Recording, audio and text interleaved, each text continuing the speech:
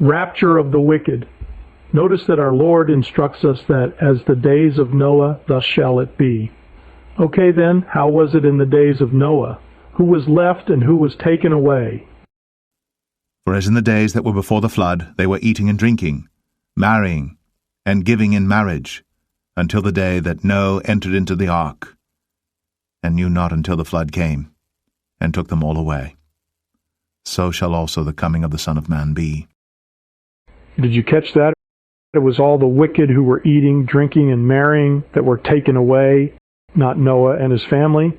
And so here we have a principle that is used throughout the entire Bible. The good are left, and the bad are taken away. Immediately after verse 39, where the wicked are taken, we have verse 40, which says, "Then two shall be in the field, one is taken along, and one left. Two grinding at the millstone, one is taken along, and one left." For further confirmation of this look at the parable of the wheat and the tares, you all know the parable, so I won't repeat all of it. Just notice that the tares are gathered and burned in the fire, Matthew 13:40, and they will gather out of his kingdom all things that offend, verse 41. So the tares are gathered out and burned, and the wheat is left behind. Notice Romans 8:33. God's elect, Colossians 3:12, the elect of God, Titus 1:1, God's elect.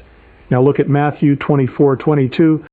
Yet because of the elect chosen, those days shall be shortened. Therefore the elect or chosen ones have not been raptured away, but rather left, or God wouldn't have to shorten the days of tribulation for the sake of the elect.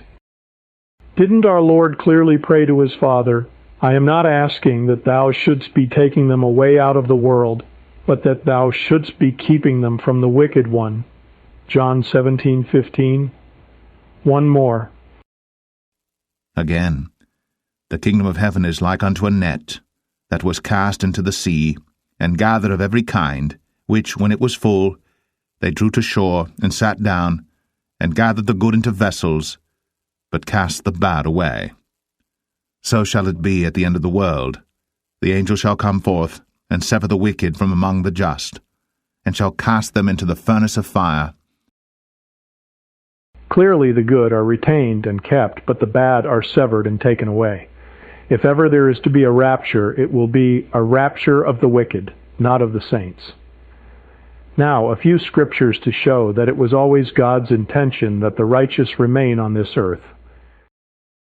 The righteous shall never be removed, but the wicked shall not inhabit the earth. Behold, the righteous shall be recompensed in the earth.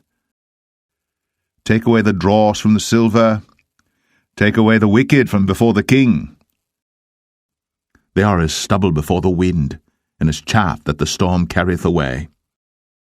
That it might take hold of the ends of the earth, that the wicked might be shaken out of it.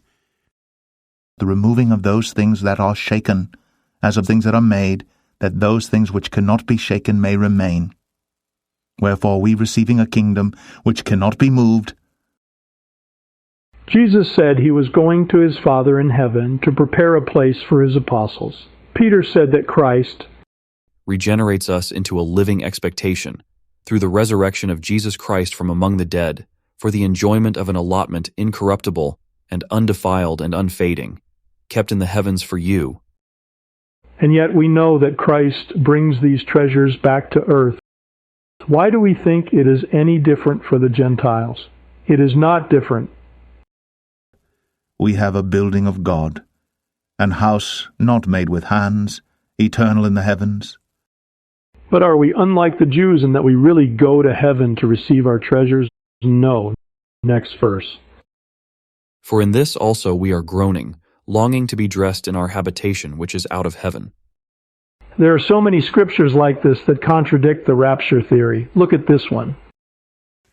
The heaven, even the heavens, are the Lord's, but the earth hath he given to the children of men.